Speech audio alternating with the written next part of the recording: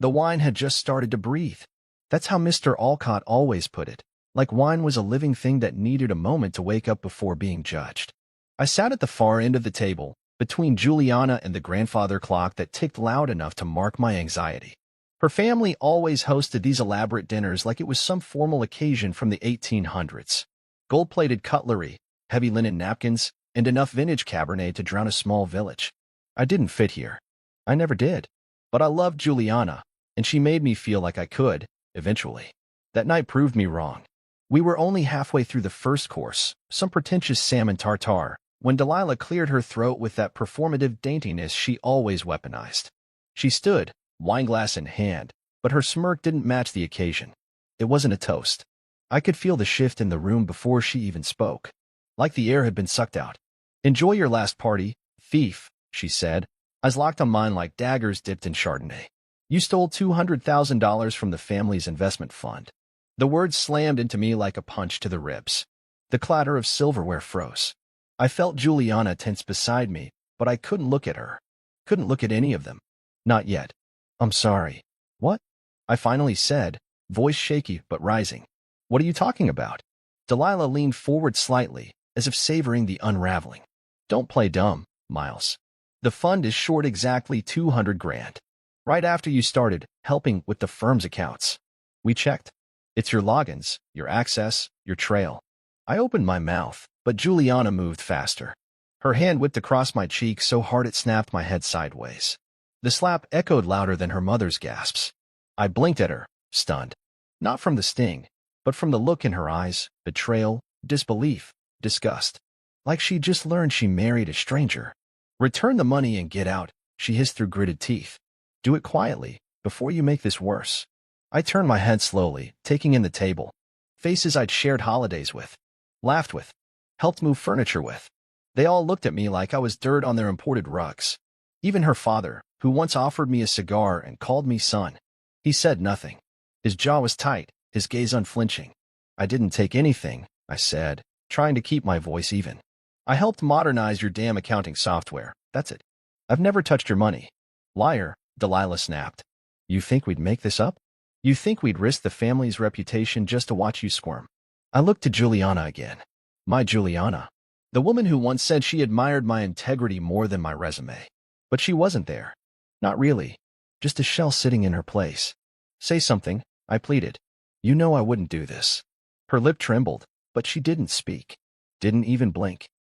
Just stared at her plate like it might explain everything she didn't want to ask. "I don't know what game you're playing," I said louder now. "But I won't sit here and be crucified for something I didn't do." "Then leave," Delilah barked. "Before we call the authorities." That one hit harder than the slap. Not just because of the threat, but because I knew she meant it. And with that much money missing and no one else to blame, they'd come knocking fast. I rose slowly, my chair scraping against the polished floor like a scream. My hands trembled, not with fear, but with fury. "You all want to believe I'm the villain? Fine. Enjoy the show. But remember this moment, when you chose a lie over a man who never asked for your money, just your respect." No one stopped me. No one followed me. The door clicked shut behind me, sealing their judgment inside like a tomb. The cool air outside slapped harder than Juliana's palm had, but I welcomed it. At least it was honest.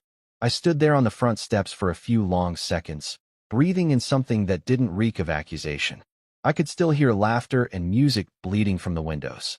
The night went on without me like I was never part of it to begin with. And maybe that was the truth all along. I was never part of it. But I wasn't going to be their scapegoat. I wasn't going to roll over while they rewrote my story. They wanted a thief. They were going to get something else entirely. Because I wasn't just going to clear my name. I was going to burn down the lie they built around me. The cold air gnawed at my skin as I walked down the long driveway, the Alcott estate shrinking behind me like a memory I wished I could delete. I didn't even have a jacket, just the collared shirt Juliana liked on me and a hollow ache where my chest used to be. I kept waiting for someone to call out, to stop me, to say it had all been a mistake. But the night stayed silent. Not even the crickets had the decency to sing. I walked. Not because I knew where to go, but because standing still felt like giving up. Juliana didn't follow. Of course she didn't. I checked my phone. 1% battery. I dialed her anyway. Straight to voicemail. "Juliana, please." I didn't take anything. You know me. You know me. I need you to. The call dropped. The battery died. Fitting. I stood on the corner like a ghost, the city lights hazy in the distance. No wallet. No ride. Just the slow realization that the people who said they loved me had buried the blade deep and twisted it. I started walking again, unsure whether it was toward home or just away from the nightmare I'd stumbled into.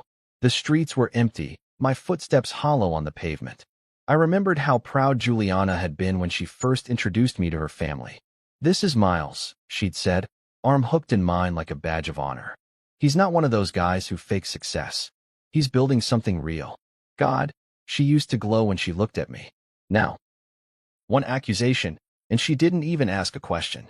When I finally reached our brownstone, I didn't expect her to be there, and she wasn't. The lights were off. The car gone. The silence inside heavier than the night outside. I walked into our bedroom and sat at the edge of the bed like a stranger in my own life.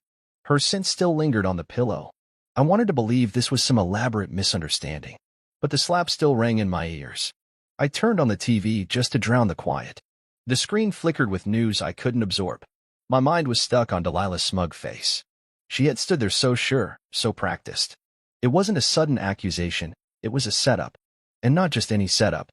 A coordinated takedown with precision timing, right in front of the entire family. But why? I rubbed my face, exhausted, and then it hit me. The software. I'd been brought in to upgrade the firm's ancient accounting systems, make them more efficient, less vulnerable to human error. Just simple scripts, automation routines, cleanup tools. I never had clearance to touch the actual money. But I had touched the system. If someone wanted to make it look like I had access, they could have used the very updates I'd installed. And I remembered something else. A few weeks ago, Becca Tran, quiet, efficient Becca, had mentioned some accounts not balancing properly during a data migration. She said she'd noticed weird login patterns during late hours, entries disappearing. At the time, we'd chalked it up to user error. Now it didn't feel like error. It felt like design. I needed to talk to her. She worked in finance under Delilah, the same one accusing me now. Becca didn't seem like the type to play dirty, but if she'd seen something then, maybe she could help me see it now. Maybe she didn't even realize what she knew. I paced the living room, glancing at framed photos of Juliana and me. Paris. Santa Barbara. Our wedding on that cliffside overlooking the ocean. She had cried when we read our vows. I believed her tears. I still believe the version of her that meant those words. But now? Now she wouldn't even let me speak.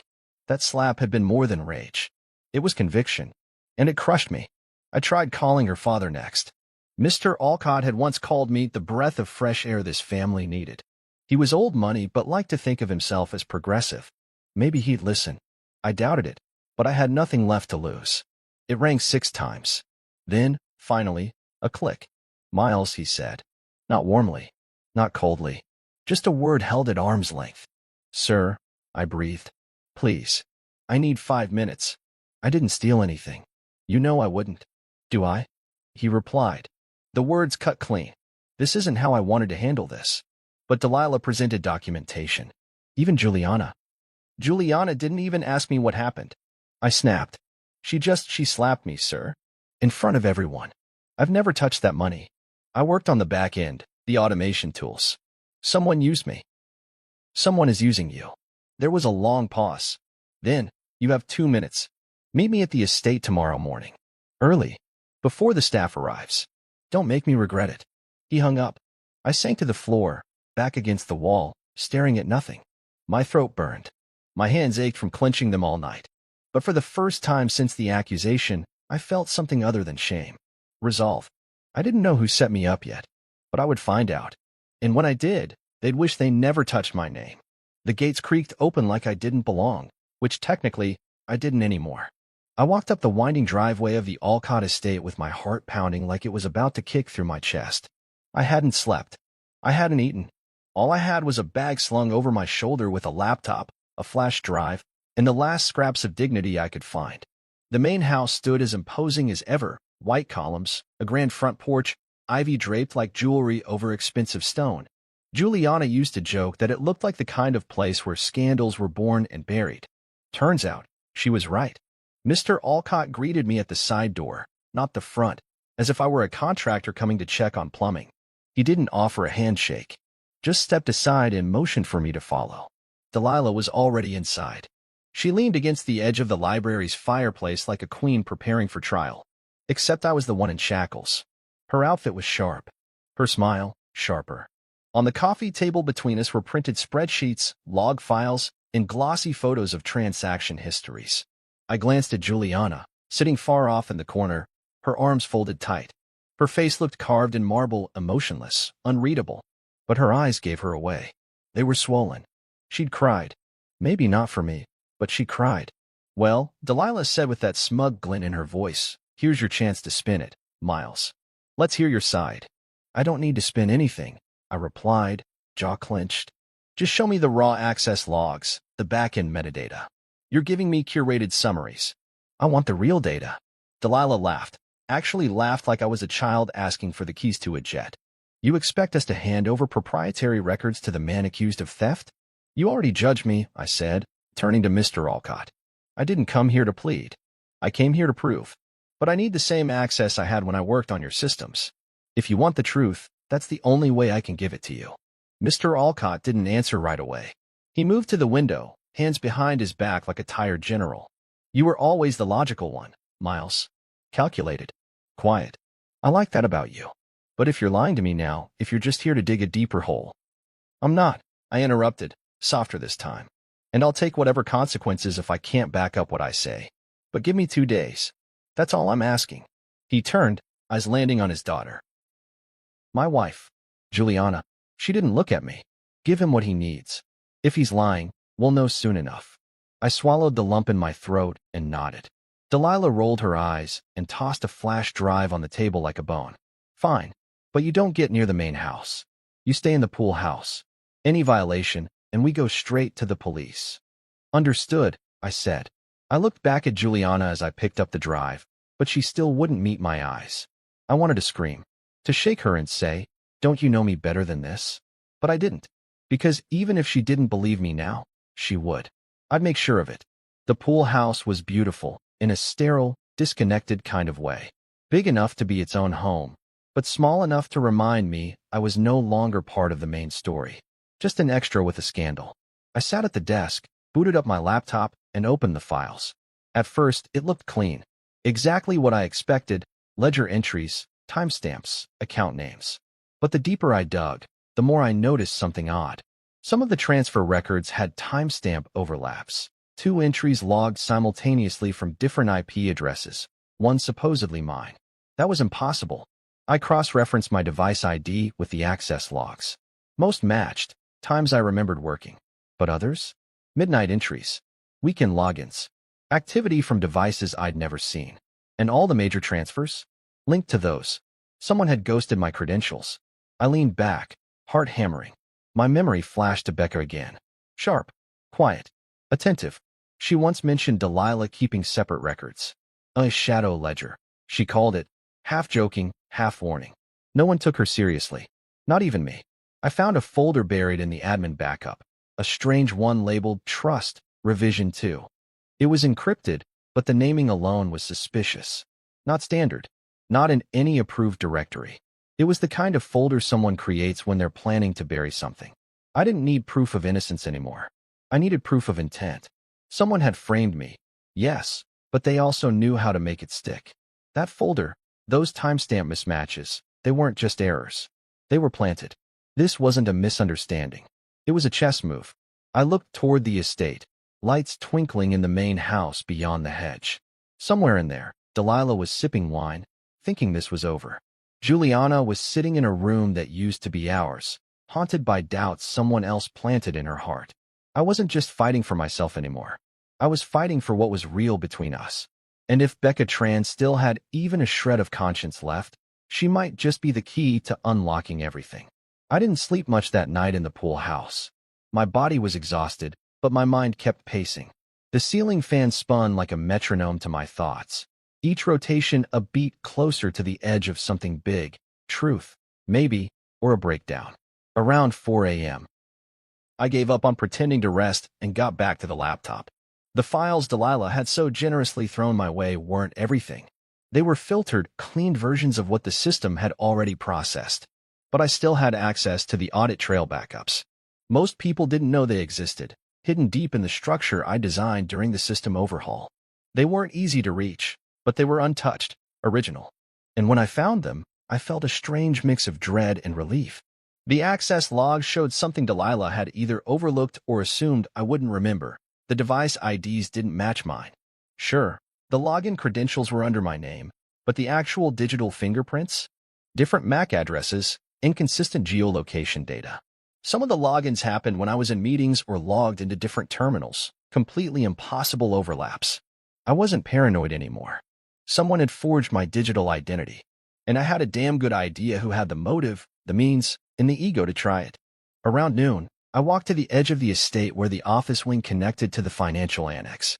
I wasn't allowed in the main house, but the estate's groundskeeper, Luis, nodded at me like I was still human. Maybe he didn't know what they thought I did. Or maybe he didn't care. Either way, he looked the other way when I slipped around the hedges and toward the storage servers tucked beside the garage.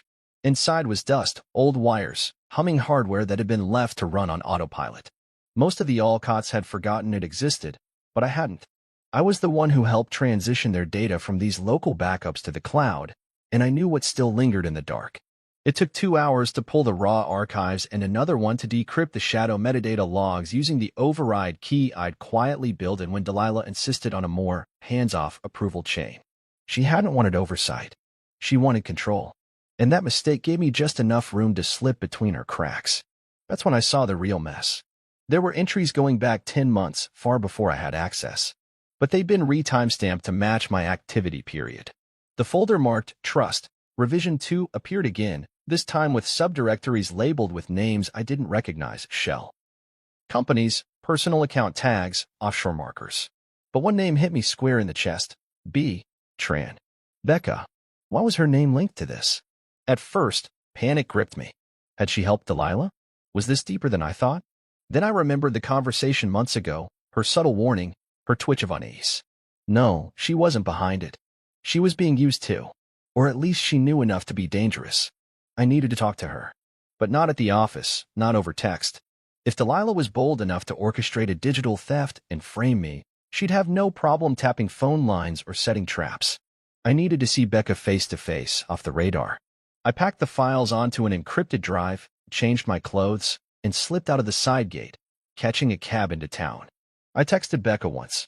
Need to talk. Urgent. Not work-related. Meet me at Red Fox Books, Bat Cafe Corner, 6 p.m.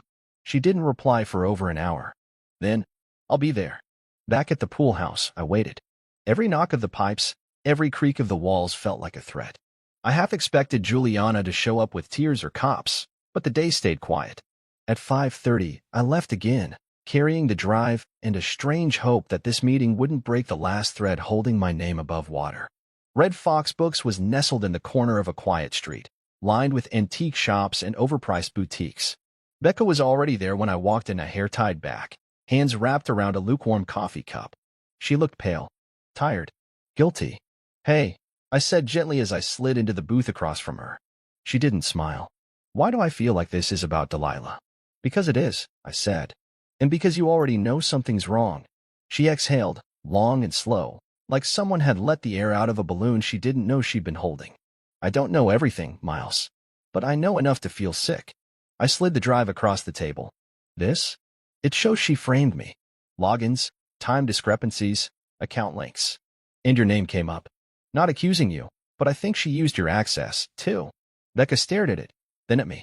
She made me sign off on dormant accounts. Said it was just cleanup. I didn't question it. I didn't think. Her voice cracked. She's been shifting funds quietly, building a trust offshore. I thought she was hiding losses. I didn't know she was pinning it on you. She is, I said. And I need your help to stop her. Becca hesitated, then nodded, eyes darkening with something I hadn't seen in anyone for days. Belief. All right, she said. Let's expose her. Becca and I sat in that bookstore cafe for another hour, bent over my laptop like two co-conspirators plotting a rebellion. Outside, the sky had turned a deep shade of gold, the kind that made the world look peaceful, too peaceful for what we were uncovering. I sipped bitter coffee while Becca hovered over the keyboard, her fingers twitching like they were deciding whether to help me or run. I always knew Delilah was ambitious, she said, narrowing her eyes at the screen. But this? Framing you? That's a different beast. She didn't just want to protect herself, I muttered. She wanted to destroy me. Publicly. That's the part one can't shake. She's got this obsession with image, Becca replied. She once told me that guilt is just bad optics. Can you imagine? She thinks morality is a branding issue. I leaned back in the chair, rubbing my temples. The problem is she's good. I mean, look at the trail she left. Everything routed through dormant accounts, her hands nowhere near the trigger. If we didn't know what to look for, we'd never find it, Becca finished for me. Then her voice softened. How's Juliana? I paused, staring into my empty cup. She slapped me in front of her entire family. No questions, no hesitation. Just bam, like I was some con artist who finally showed his cards. I don't know. She hasn't even tried to call. Becca winced. That's harsh. But maybe she doesn't know how to come back from that. People don't handle betrayal well, even when they're wrong about who's betraying them. I nodded slowly. I'm not trying to win her back. Not yet. I just want to make it impossible for her to keep believing Delilah's version of the story. Becca pushed her glasses up the bridge of her nose. All business now. Then we need more than suspicion. We need the kind of evidence that turns a whisper into a scream. We need to link Delilah directly to those shadow accounts. She covered her tracks well, I said, tapping the side of the screen. Everything is scrubbed or rerouted. The only thing we haven't cracked is that encrypted folder. Trust. Revision 2. If we can get into that, I think we find the smoking gun. Becca frowned. Delilah doesn't use standard encryption. She's paranoid. She had me use a cipher tool once, custom-made. Not commercial. If it's the same one, we'll need time. I've got a few hours before I'm expected back on the estate, I said. Time is the only thing I have in abundance. Becca smiled for the first time since we sat down. That's not true. You've also got me. I looked at her. Really looked. In all the months I worked with Becca, she was quiet, efficient, nearly invisible. The kind of person no one notices in a crowded room, which made her the perfect person to stand beside me now. She was brave, in her own understated way. And this alliance we were forming? It wasn't built on sympathy. It was built on truth. We took the laptop to a co-working space nearby. One Becca had a membership at under an alias she used for freelance audits. Don't ask, she said, when I raised an eyebrow. Sometimes staying invisible is survival. There, we plugged in the flash drive and pulled up the encryption key structure. Becca wrote a script to brute force through the permutations while we waited. It was slow going. Delilah hadn't just locked the door. She'd welded it shut. But Becca knew her patterns, her ego. She always hides things in plain sight, she said. Password clues buried in calendar reminders or dummy invoices. We found a potential lead in an old invoice title, Legacy 4D. Becca's eyes lit up. That was the name of her failed consultancy, she said. She hated that word, legacy. Said it sounded like an obituary. Then maybe that's why she used it, I said. A way to bury her mistakes under something no one would check. It took another hour, but finally, the folder unlocked. Inside were transaction records. Real ones. The kind that didn't just suggest guilt, they screamed it. $75,000 wired to a shell company in the Caymans. $50,000 funneled into a luxury condo in Atlanta under a friend's name. Another $40,000 sent in increments of $2,500 to avoid audit alerts, into accounts she had direct access to. And then, the final file, a PDF authorization form, signed electronically, with my forged signature. My heart stopped. This is it. Becca stared at the screen like she was seeing a ghost. She was planning this for months. I need to show this to Mr. Alcott, I said, standing. Tonight. Before she spins another story. Becca grabbed my arm. Wait. You can't just tell him. Not yet. You need to show everyone. Delilah controls the narrative until someone breaks it open in a way that can't be dismissed. You mean a public reckoning, I said slowly. I mean a dinner, Becca said. You take back the table she used to accuse you. And I'll be right there with the receipts. I nodded. The plan wasn't just about revenge. It was about exposing Rod in the place that dressed itself up in wealth and polish. Let's set the table, I said. And make sure the truth gets the seat of honor this time. The moment Becca and I stepped out of the co-working space, the world felt different. Not quieter, not safer, just sharper.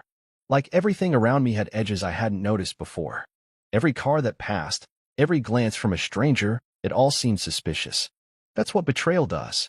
It rewires your senses. Back at the pool house, I locked the door behind me, closed the curtains, and loaded up the encrypted folder again. I needed to go over everything one more time, not just to understand how Delilah did it, but why. No one risks that much just to take down a guy they think doesn't belong. There had to be more.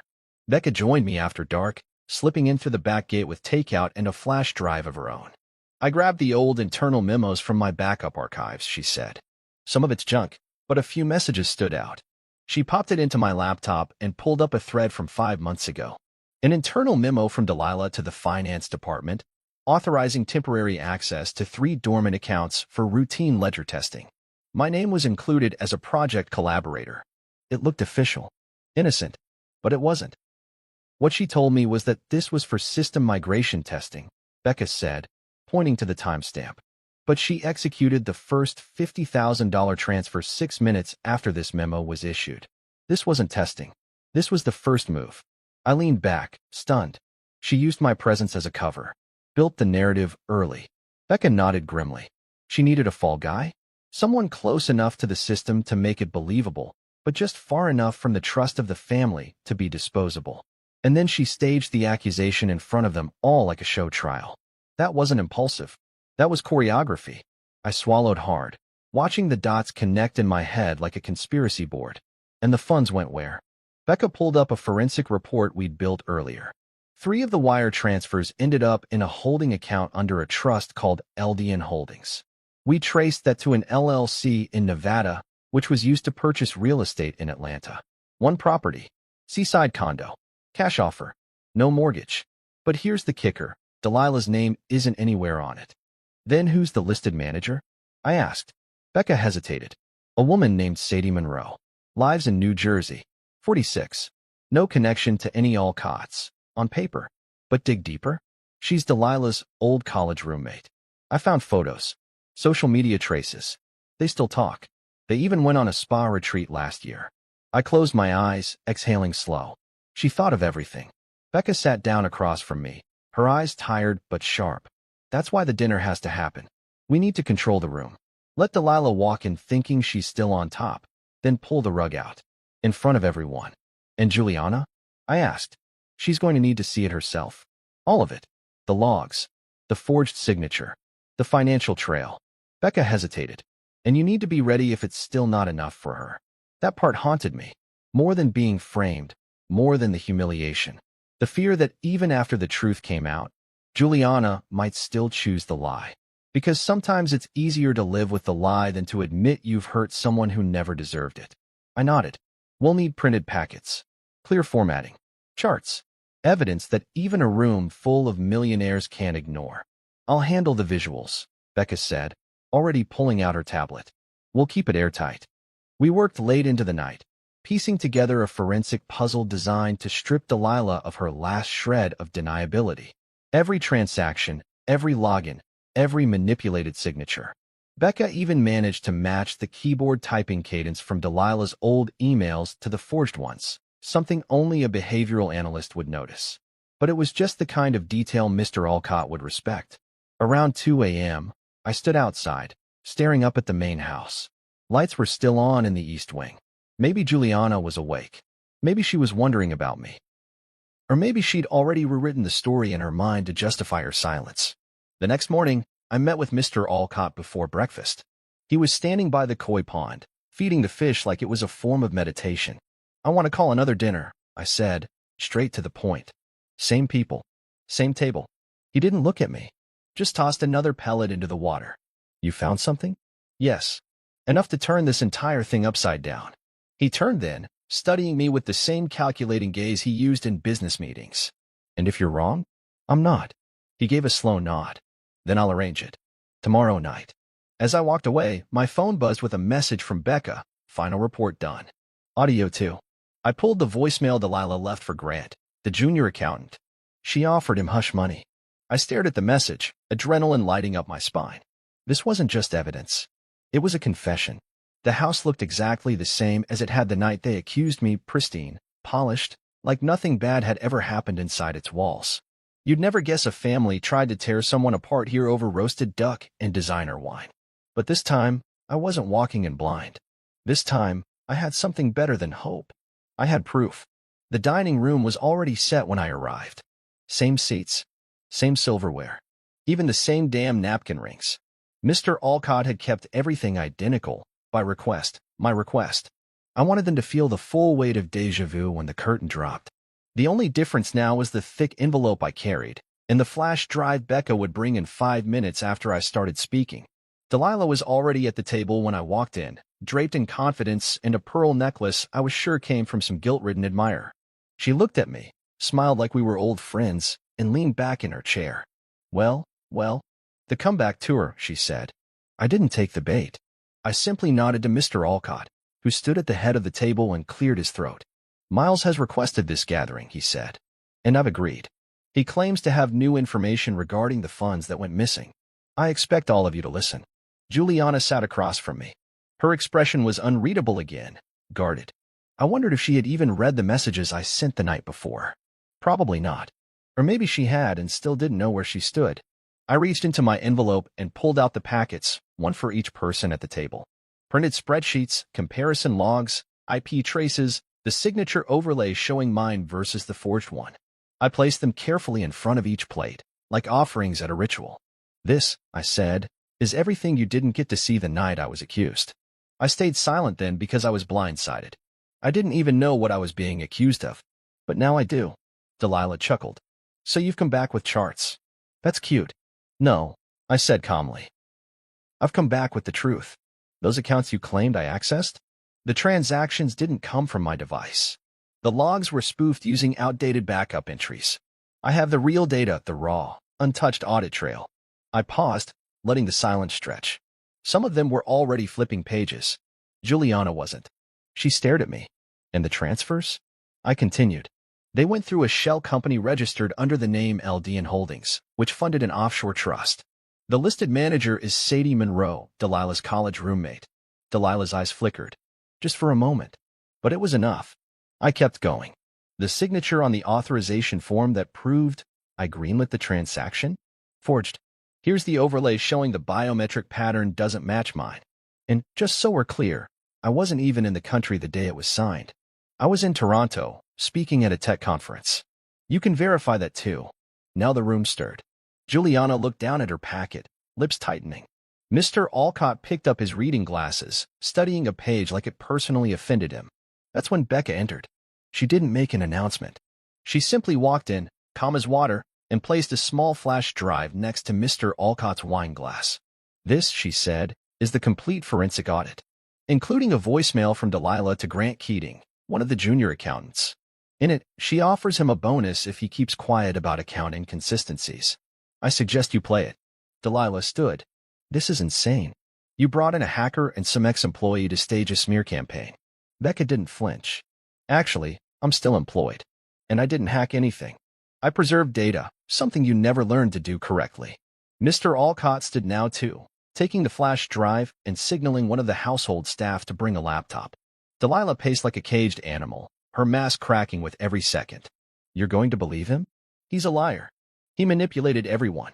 He's a tech guy, for God's sake. He probably created all this himself. No, Juliana said suddenly. Her voice was soft, but it cut through everything. Everyone turned.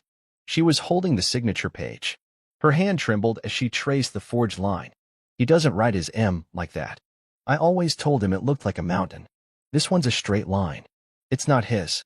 Delilah froze. Juliana looked at me. Not like a stranger. Not like a judge. But like someone seeing clearly for the first time in weeks. I don't know what I believe yet, she said quietly. But I believe this wasn't a mistake. The audio played. Delilah's voice, smooth and urgent, filled the room. Just keep quiet, Grant. I'll transfer you a bonus. No one needs to know. Miles is already under suspicion. Let him take the fall. It's cleaner that way. Silence.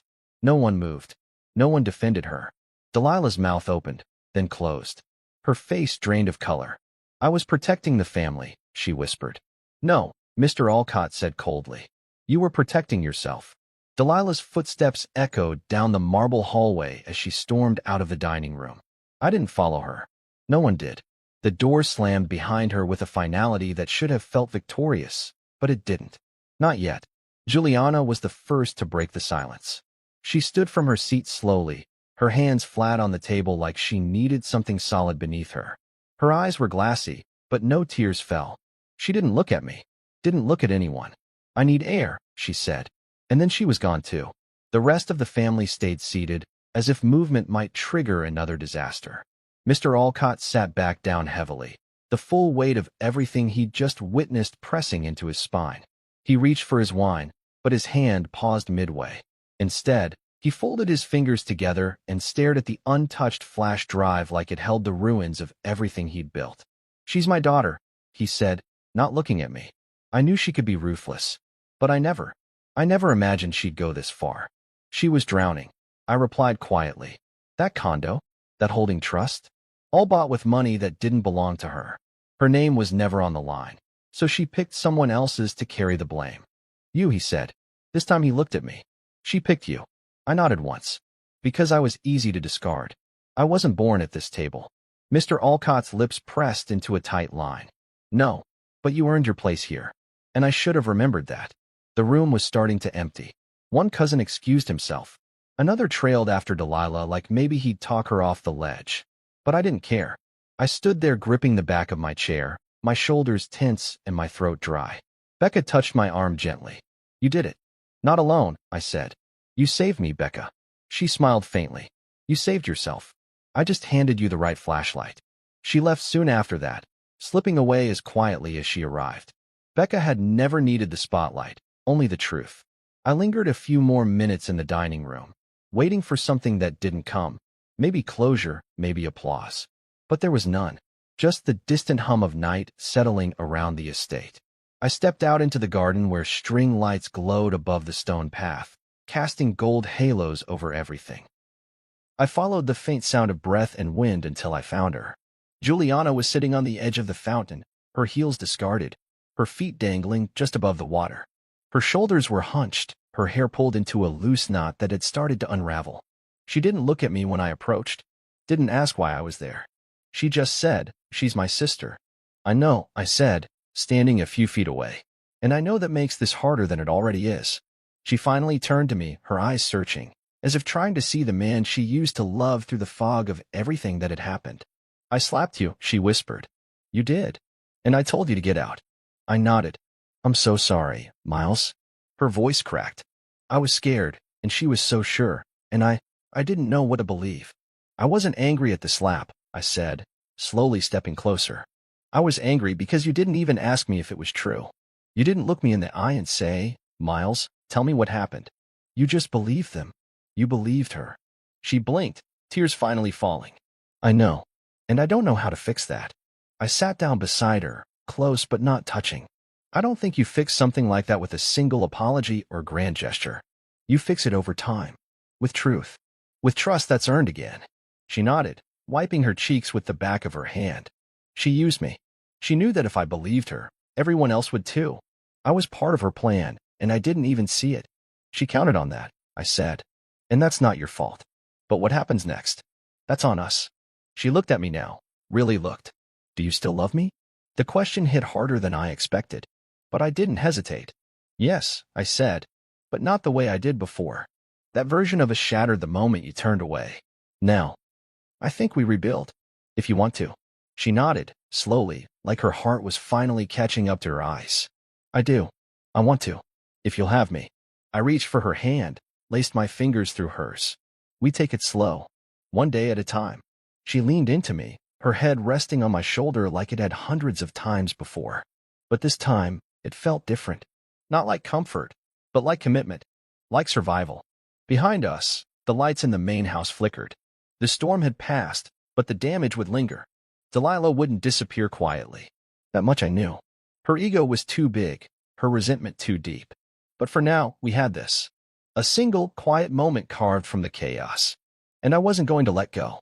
2 mornings after the dinner, I woke to a knock on the pool house door, firm, deliberate, no hesitation.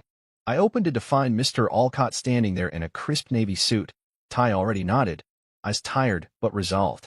He didn't greet me, just held out a file folder stamped with the family crest. "Emergency board meeting," he said. "Today, 10 a.m. Delilah's still on the board. For now." "For now," I repeated, taking the file. "I want her out," he said flatly. but it has to be clean, legal, and final. Inside the folder was a summary of our findings, tightened into bullet points and legal references. Becca had done more than audit the books. She'd traced every wire, flagged every fake invoice, and gathered audio evidence that would hold up in any courtroom. She even printed out a chain of Delilah's internal emails riddled with contradictions and timestamp overlaps. "She's not going to walk in and confess," I said. Mr. Alcott nodded grimly. "Then we'll make sure she walks out without a choice." The meeting was held in the private conference wing of the Alcott headquarters. A long glass table, polished to a mirror finish, stretched beneath a modern chandelier. The board members filed in, one by one, most of them longtime investors and friends of the family. Some of them had probably known Delilah since she wore braces and ballet flats. But today, none of that mattered. Delilah arrived last, 20 minutes late, in a white blazer and blood-red lipstick. She smiled like someone stepping onto a runway instead of a battlefield. "What's this about, Daddy?" she said breezily, dropping into a seat across from me. "I had brunch plans." Mr. Alcott didn't respond. He motioned to the head of the table. "We'll begin." He nodded to me. I stood, handed out folders to each board member, copies of Becca's report, evidence logs, signature overlays, and transcripts.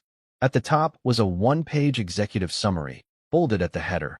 "Internal financial misconduct and abuse of administrative access. Subject, Delilah Alcott."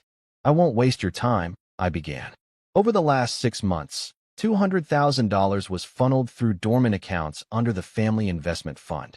The transactions were staged to look like an internal project I was managing, one I never had access to authorize transfers from.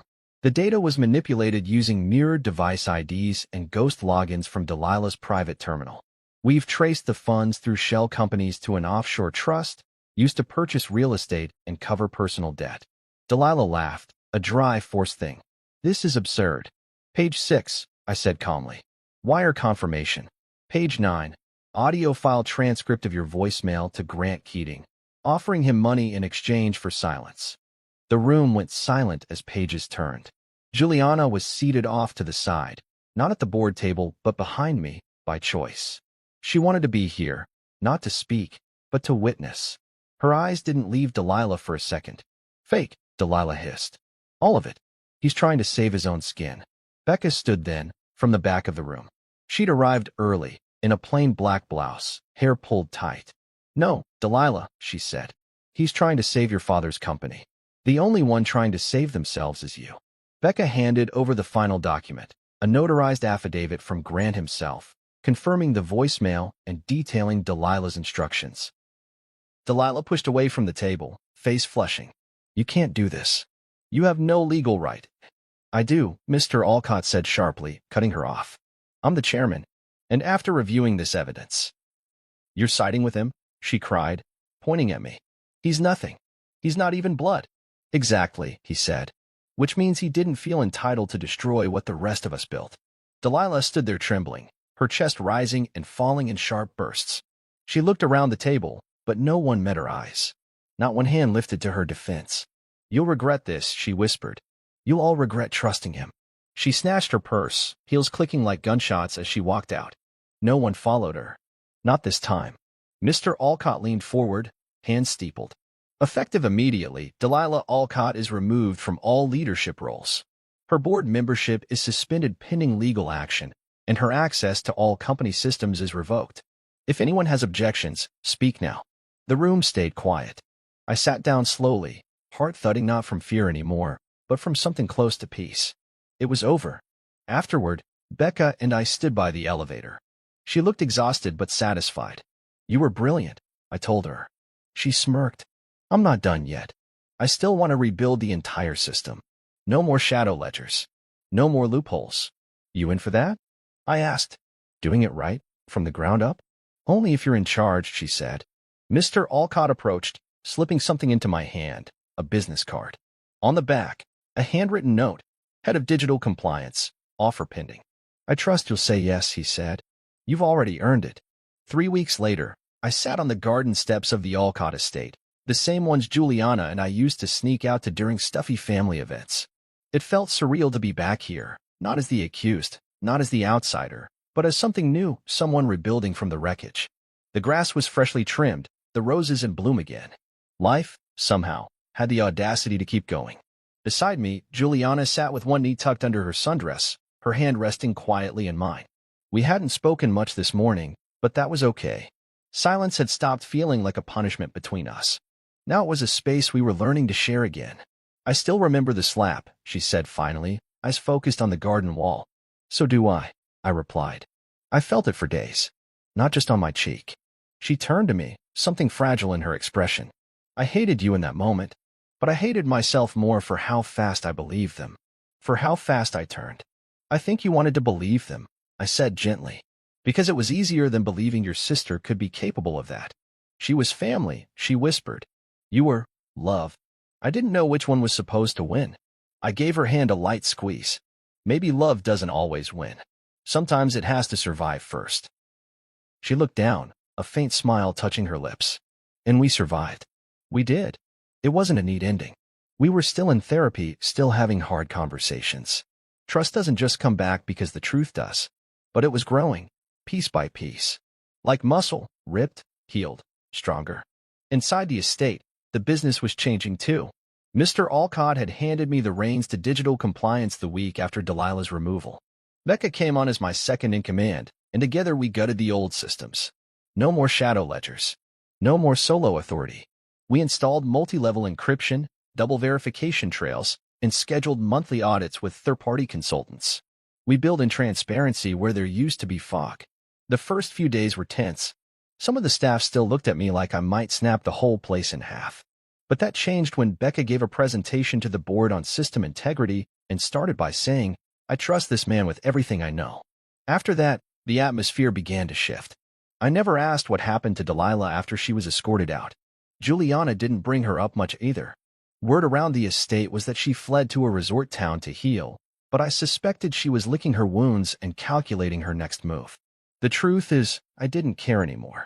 I had spent too many nights haunted by her voice in that dining room, by the firestorm she unleashed with one sentence. She had taken her shot, and we were still standing. One Sunday afternoon, Juliana came into my home office as I was reviewing a new audit dashboard. She was barefoot, holding 2 mugs of tea, her hair falling over one shoulder. You working? She asked softly. Just reviewing a new report protocol. She set the tea down beside me, then leaned over and kissed the top of my head. Take a break. Come outside. I followed her into the backyard, the same space that had once felt like foreign territory. Now it was ours again. We sat under the pergola in the shade, sipping tea. The silence settled between us, but it wasn't the heavy kind. It was light, natural. And in it, I felt something I hadn't in months: calm. I still don't know how you didn't lash out that night, she said, out of nowhere. When I slapped you. When they all turned on you. I stared into my cup, then shrugged. Because I was more afraid of losing you than being hated. Because lashing out wouldn't have changed anything. It would have proven them right. She turned to face me fully now, her eyes wet. But they weren't right. I wasn't right. I know, I said, brushing her cheek with my fingers. But you came back. That's what matters. She nodded, then reached into her pocket and pulled out a folded note. I found this in one of Delilah's old planners. Dated a year ago. I unfolded it. It was a list of accounts, names, transfer targets, plans. The whole thing was premeditated. My name was written at the bottom, next to a single word: Fall Guy. I stared at it for a long time. She'd already chosen you, Juliana said, before you ever touched the books. I folded it and slipped it into my pocket. She chose me to fall, but you chose me to rise. She smiled then, really smiled. And I knew we were going to be okay. Not because we forgot what happened, but because we remembered enough to never let it happen again.